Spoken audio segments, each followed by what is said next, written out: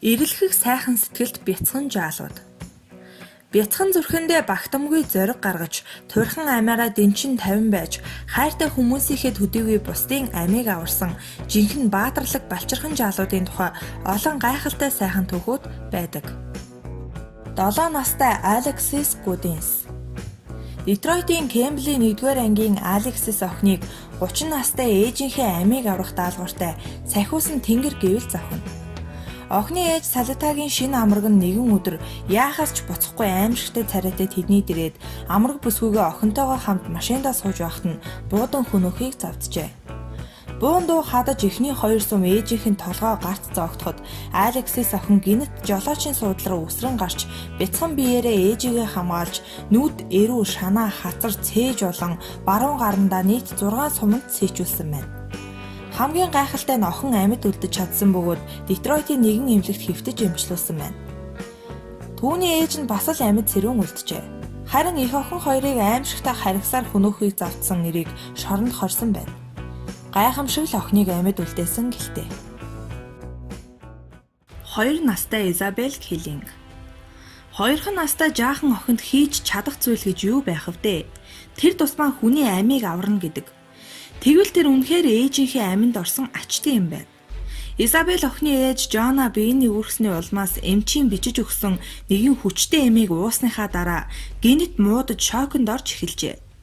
Ингээд ухаанаа балартаж муужирч унахынхаа өмнөхөн тэрээр сүүлчийн найдлага тэн бяцхан охиндоо 911 рүү залгахыг ядмаг хоолоогоо чичрүүлэн байж гуйжээ.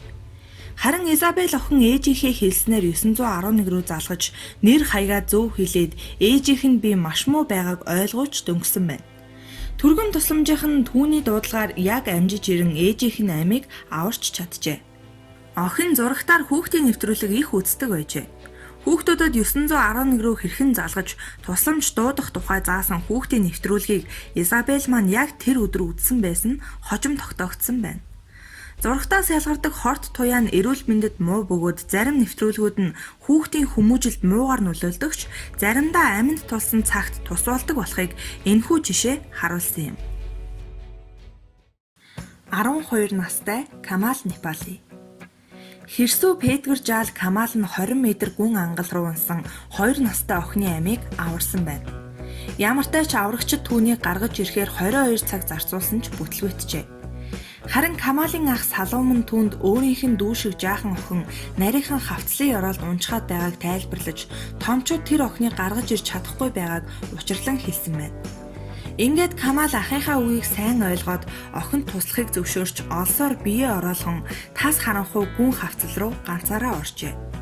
Тэрээр охинд хүрэхийн тулд 20 минутыг зарцуулсан бөгөөд 15 минутын дараа түүнтэй хамт хавцлын ирмэг дээр гарч ирж чадсан байна. Жинхэнэ аврагчид бараг бүхэл бүтэн хоногийн турш ноцолдоод дийлээгүй ажлыг 12 настай хүүхд 30 гаруйхан минутанд дамжуулахдаа хад чулуунд биеэ нэлийн хідэн газар уруулсан байна. Жижигхэн биеинд нь учир байгаа ч энэ хүүгийн эр зориг, сайхан сэтгэл, гайхамшиг түүхийг бүтээсэн юм. 7 настай Чарли Симпсон. Бусдын төлөө зохилох агуу зүрхийг жижигхэн цээжиндээ багтаасан овсгойтой бяцхан жаал Гяти арлын газар хөдлөлтийн хохирогчдод туслах арга сэдэж чадах чинээгээрээ сансандаа хүрсэн байна. Тэрээр бяцхан ундаг дугуй дээр намайг Чарли Симпсон гэдэг. Би Гяти арлын хохирогчдод туслах үүднээс ханьбий мөнгө цуглуулж явна. Буянтай хүмүүсийн хандвалсан мөнгөөр би газар хөдлөлтөд өртсөн хүмүүст хоол хүнс, цэвэр ус майхан авч өгөх болно гэж хүчээд тоглох зураа дугуйтайгаа хотоор явж мөнгө цуглуулдаг байжээ. Түүгээрч зогсохгүй энэ хүү яг энэ зарлалаа нэгэн веб хуудсан дээр байрлуулжээ.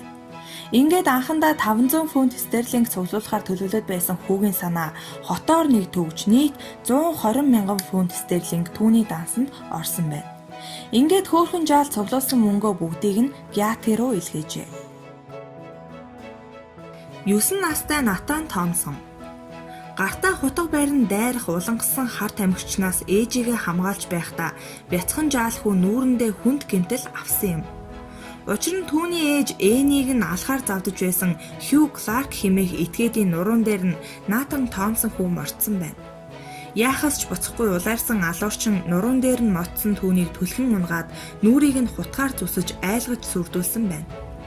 Улаан нялга нүүртэй болсон хүү сандарч балмагдахын оронд гэрийнхээ арын хаалгаар гарч хөвшүүдээсээ тусламж гуйж амжжээ. Сүүлд нь түүний ээж 8 удаа хутгалуулсан болох нь тогтоогдсон боловч цагаа олж алуурчныг саатуулж тусламж дуудаж амжсан хүүгийнхээ ачаар амьд гарч чадсан байна. 8 настай Майкл Боурон. Австралийн Уитбелт хязгаарт Майкл хүү аав Жастинтайгаа хамт ферм рүүгээ явж байтал тэдний ачааны машиных нь нэг дугуй хагарч хөмрөн онхолдож аав нь кабинда шархтан тархиндаа хүнд гэмтэл авчээ.